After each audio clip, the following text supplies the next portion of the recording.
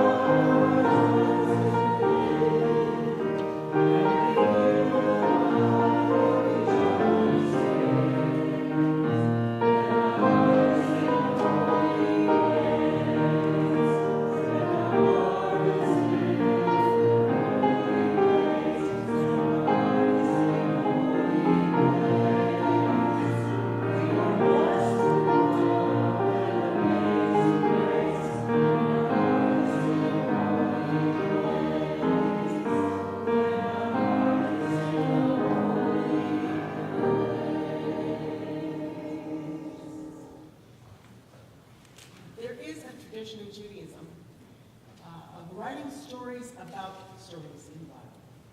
These stories are called midrash. And Can you get in the mic better because you're not? Is this better? Just turn it down. You know what? I'm going to step up for this part. Yeah, okay. So it'll be fine.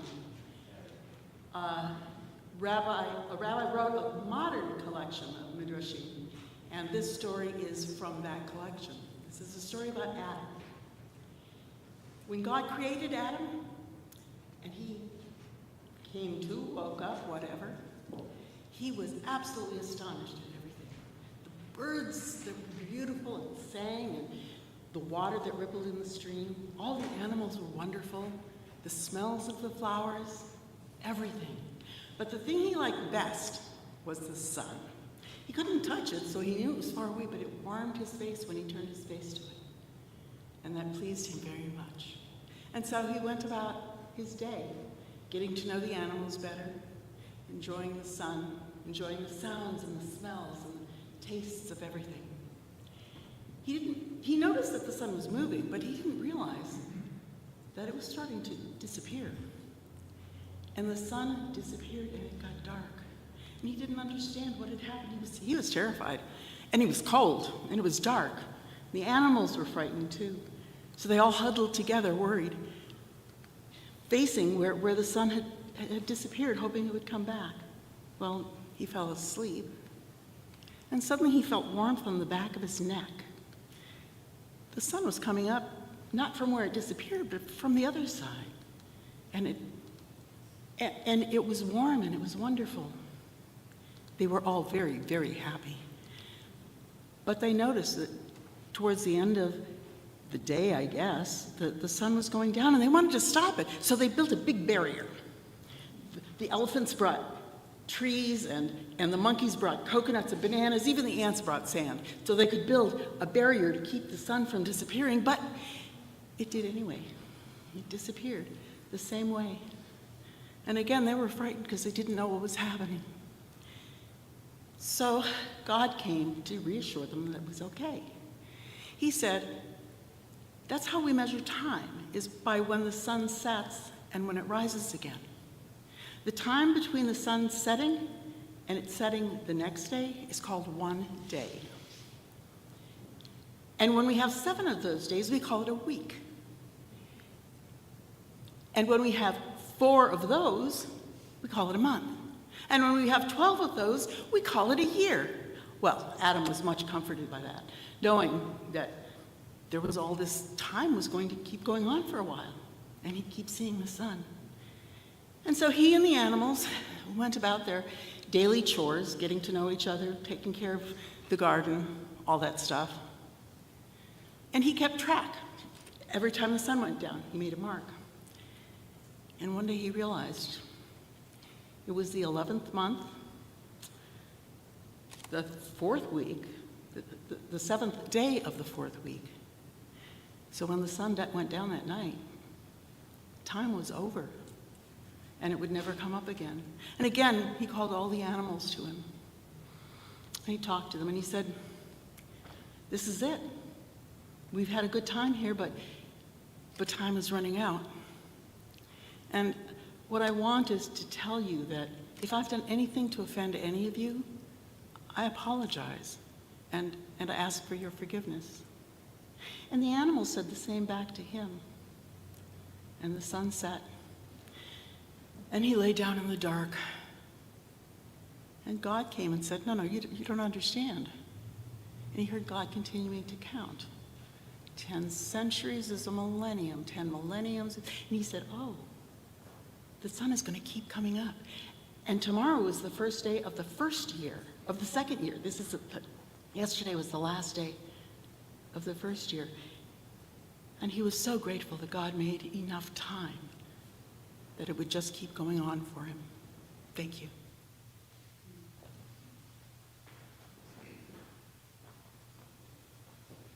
Good morning. My name is Jake Maddox, and I'm a member of this congregation. Please invite Cindy to light our chalice. And if you will join me in your chalice lighting words in our order of service.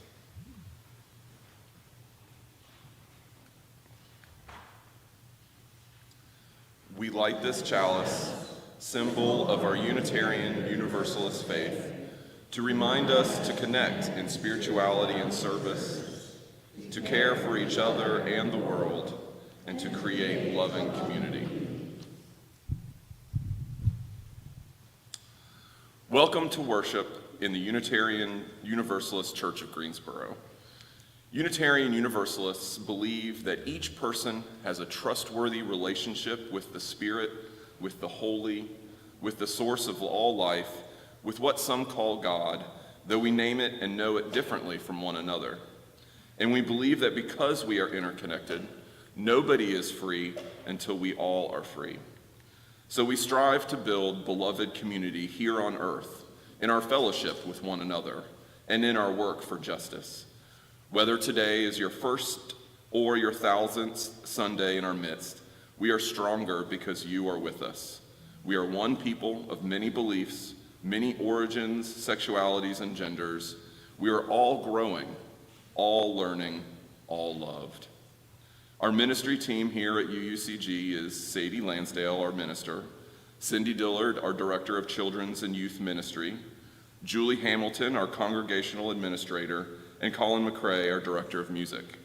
All of them are on a well-deserved day off, and we are delighted to have member Larry Porter at the piano today. Please take this moment to silence your phones and raise your voices in our church covenant.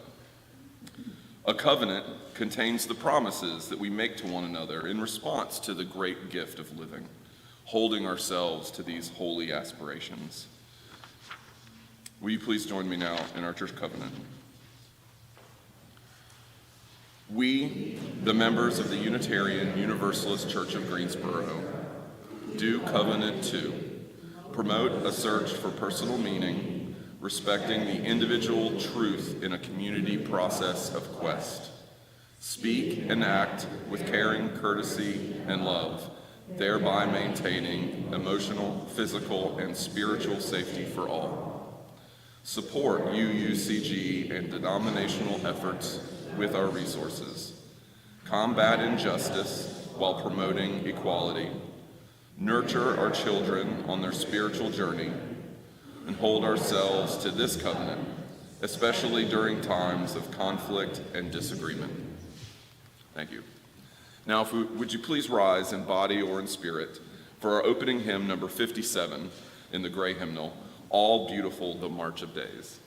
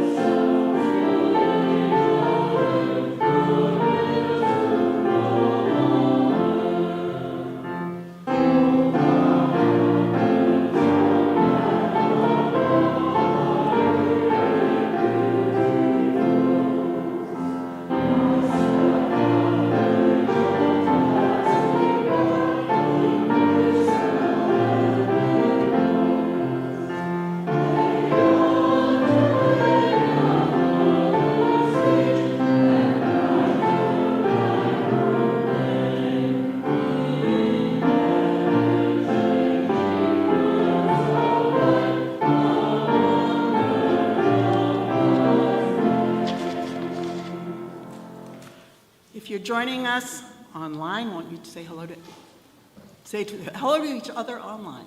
If you're here in person, let's wave at the people online. And let's go ahead and greet our neighbors.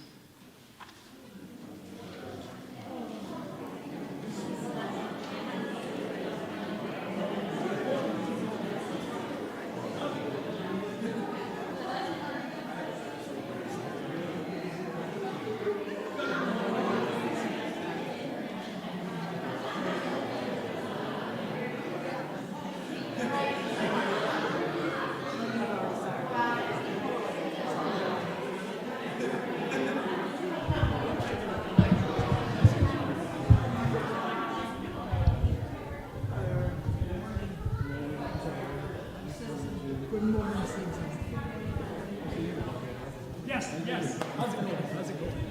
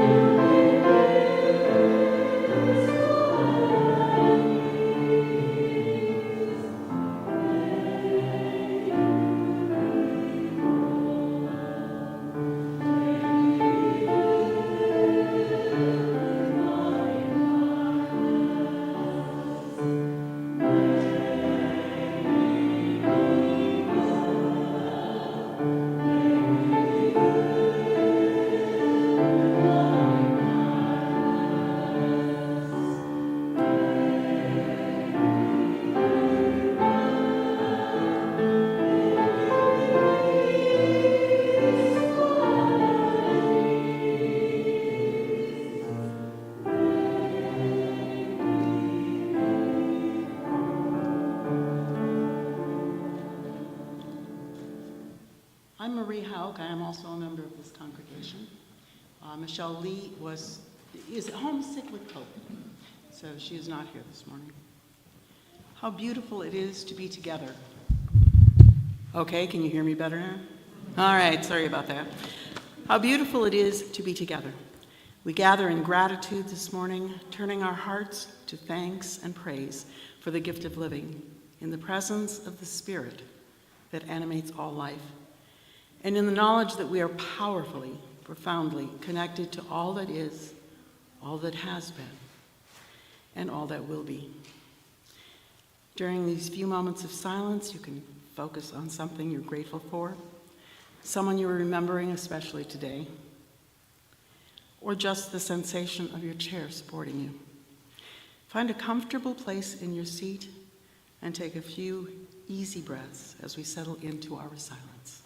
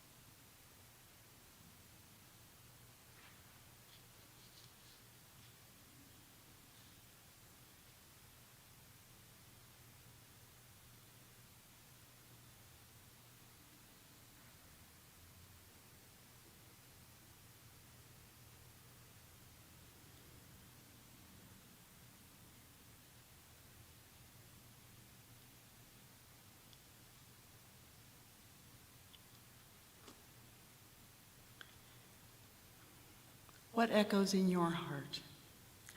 You are invited to offer it up to the holy and lay it down in community in the sacred time we have together. If you're online, this is a time to share your joys and sorrows with one another in the chat. If you are in person and you have a milestone you would like to add to our prayers, you can fill out a yellow card, which the ushers will collect from you and bring to me. If there's a joy in your heart, you can place a plant from our grounds. If you have a sorrow, place a stone in the bowl or light a candle of prayer and presence for someone you're holding close to you. If you're not sure how you're feeling, or if you're maybe feeling a little antsy, there are pipe cleaners back there to fidget with, or you may have brought your own needlework. You can feel free to do so. Here in church, we practice becoming more fully human. This is our time to take stock of how we arrived here and to take what we need, knowing that the table is set for us all.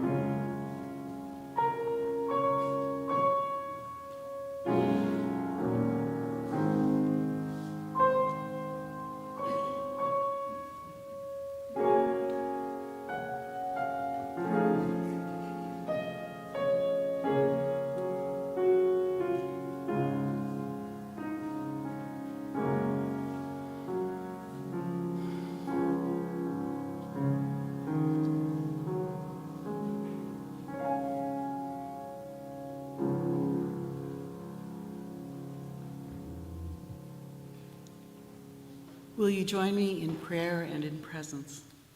First, we name aloud or in the chat those people on our hearts, living or dead, near or far, that the community might hold them in love.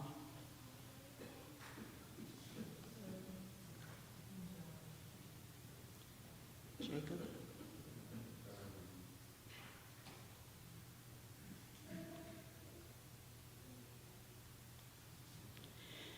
Held by silence and by song, we offer our joys and sorrows alike, knowing that they are woven fine.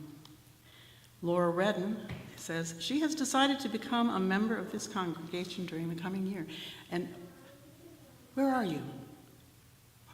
We celebrate, thank you. We celebrate with you, thank you.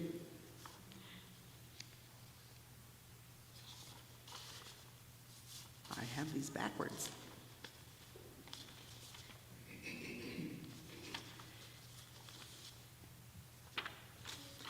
Linda Bridges tells us that an officer of the Greensboro Police Department was assaulted. It was actually last night. The alert came on many of our phones, and she wants us to pray that the officer gets better. Our prayers of compassion are with the officer and their family. Barbara Hands reminds us that tomorrow marks the 4th anniversary of the loss of our community's Dennis Hands. And I want to take this opportunity to express my appreciation of the work done by the Building and Grounds Committee and the Endowment Fund, as well as the many volunteers without whose help would not have installed the memorial bench in remembering his decades of service to the church. Without them, this would not have been possible. Dennis's ashes, along with several other people, are in the columbarium next to the outdoor labyrinth. And our prayers of compassion are with you, Barbara. Georgette Hamlet says that during this coming year, she will be marrying my beautiful fiancée, Stephanie. Congratulations. Kate I always pronounce your name wrong, Kate. Says, my son is visiting me here in Greensboro for the winter holidays for the very first time. Next week, he will go back to college in Oregon. Our prayers of joy are with you. There you are.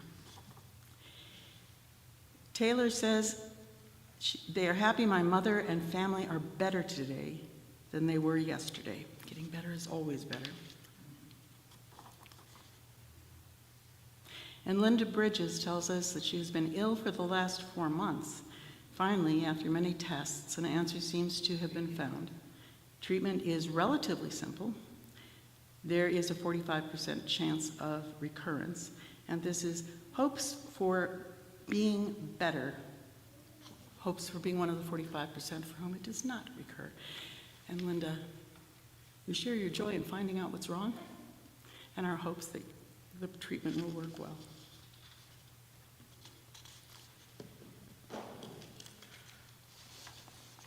I offer this prayer written by Lynn Cox. Spirit of life and love, known by many names and yet not fully known by anyone, we give thanks for this time and this place of renewal. We give thanks for the ability to begin again after the disaster, after the tragedy, after the loss, after meeting the challenge set before us. Grant us the courage to continue on the journey, the courage to speak up for the well-being of others and of ourselves and the planet. May we forgive each other when our courage falls short, and may we try again. Grant us hearts to love boldly, to embody our faith and our values in living words and deeds. May our hearts open to embrace humility, grace, and reconciliation. Grant us the ability to learn and grow, to let the spirit of love and truth work its transformation upon and within us. Grant us the spirit of hospitality, the willingness to sustain a fit dwelling place for the holy that resides in all being. grant us a sense of being at peace in the world, even as we are in motion. Let us cultivate together the strength to welcome every kind of gift and all manner of ways to be on the journey together. To this we add the silent prayers of our hearts. We ask these things for ourselves, for those we love, and for those whom we do not yet love. Amen.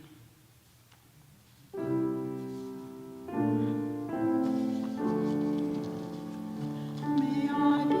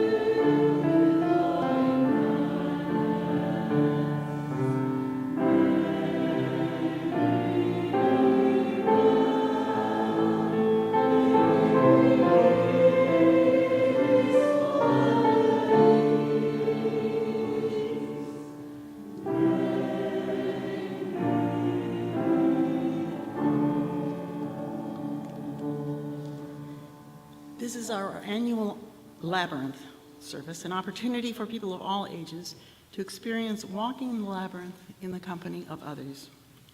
Labyrinths can be found in almost every continent. The oldest are almost 4,000 years old. There are many patterns, both historical and modern, and they are different from mazes. A maze is designed to get you confused and lost. A labyrinth, however, is circuitous. You start at the beginning and follow the path where it leads. There are twists and turns, but the only choice is to continue going forward or to go back. A labyrinth is designed to get you clear and found. I thank you to the entire Williams family for designing and laying out our indoor labyrinth. We have 2 permanent labyrinths outside, one visible through this door, through these windows, and another different pattern in the woods. The weather is not ideal today for walking outdoors, but those labyrinths are always available.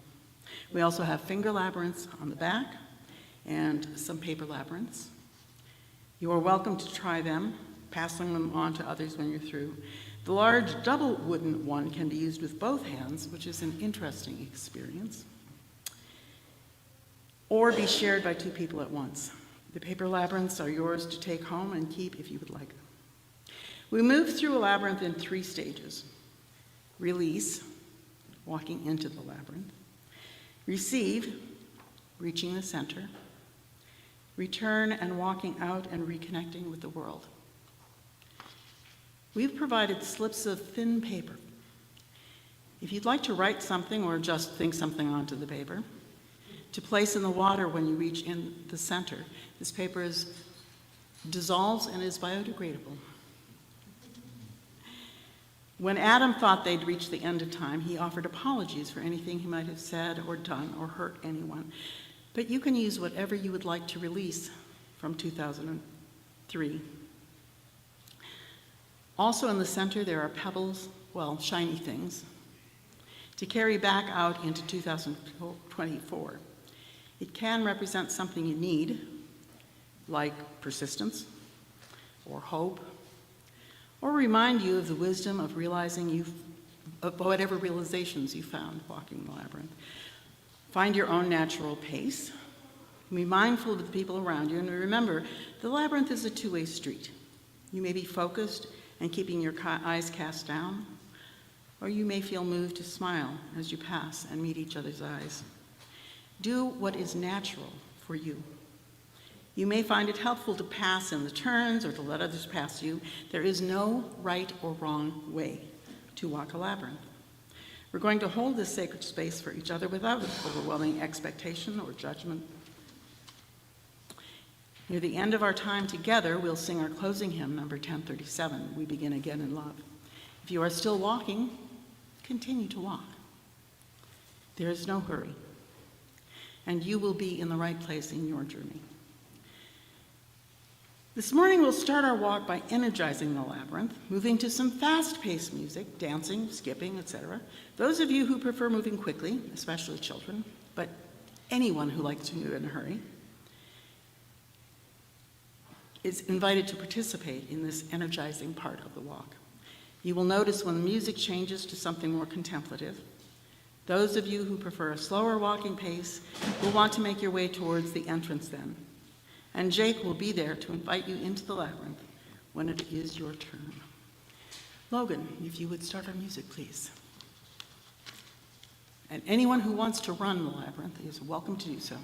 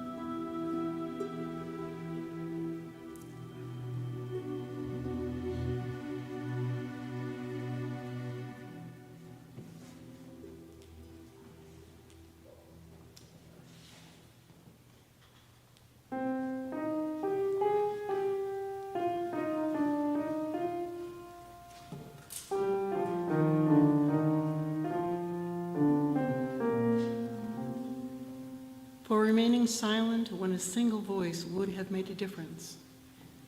We forget ourselves and each other. We begin again.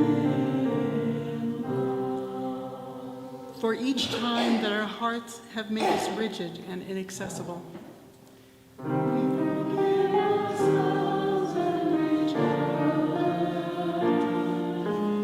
We begin again.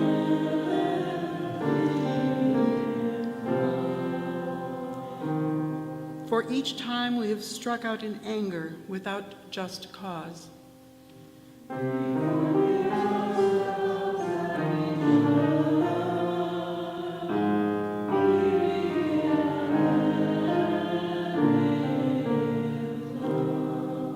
For each time that our greed has blinded us to the needs of others.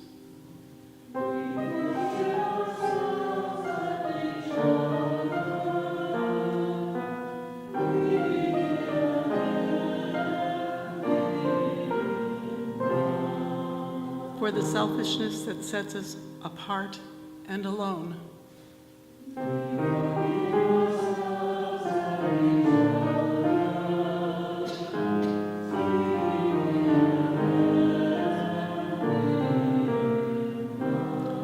For falling short of the admonition of the Spirit.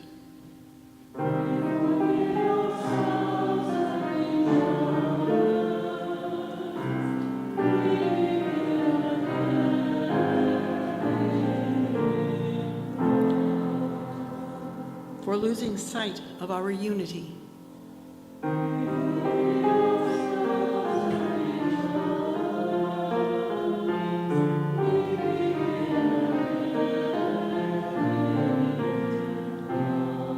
For those and so many acts, both evident and subtle, which have fueled the illness of separateness. Forgive ourselves and each other.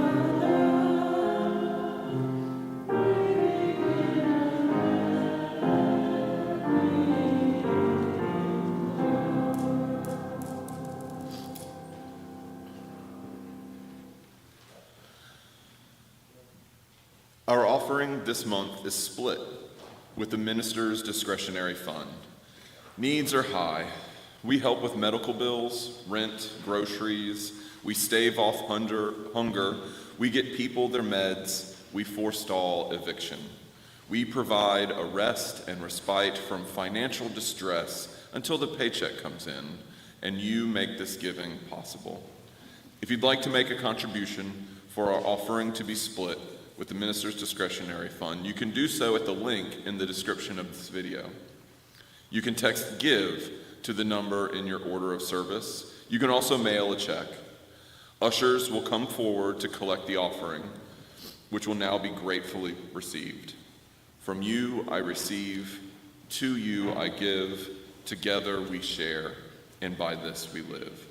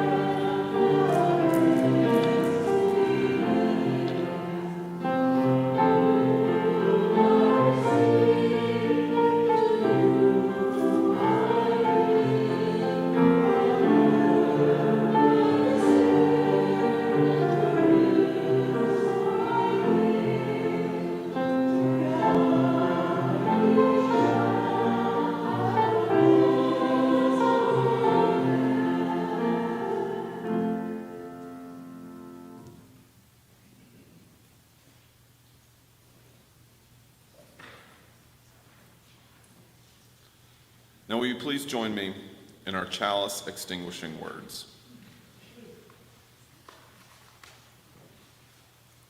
We extinguish this flame, but not the light of truth, the warmth of community, or the fire of commitment. These we carry in our hearts until we are together again.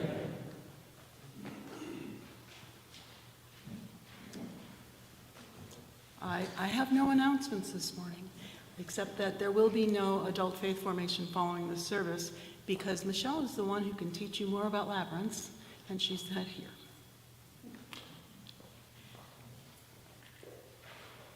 Our service is ending.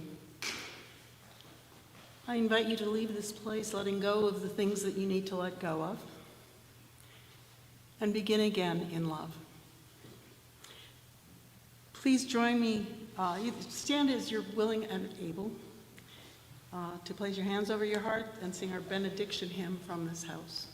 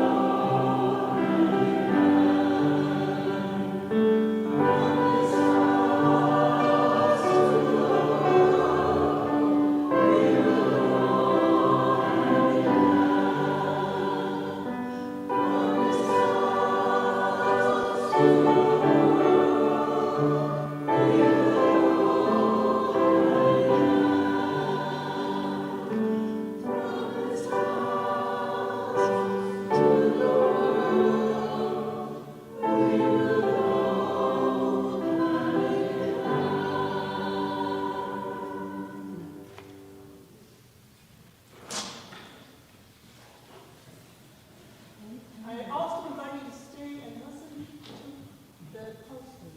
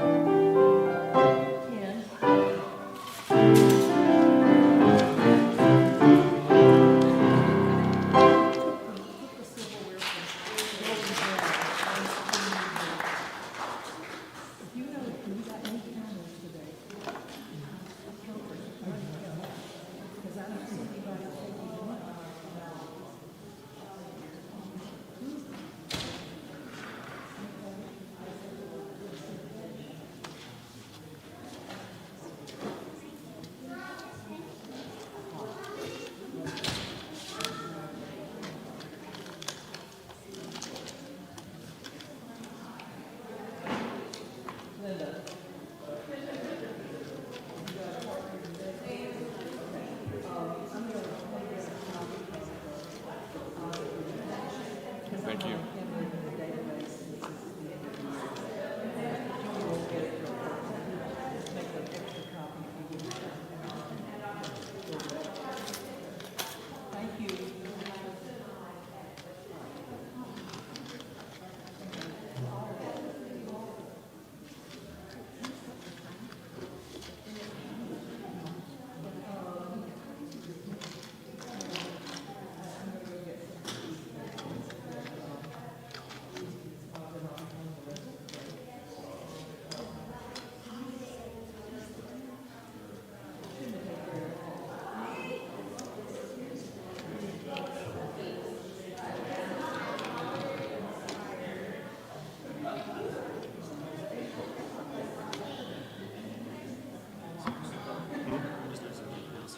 Oh yeah, I don't know, who knows how long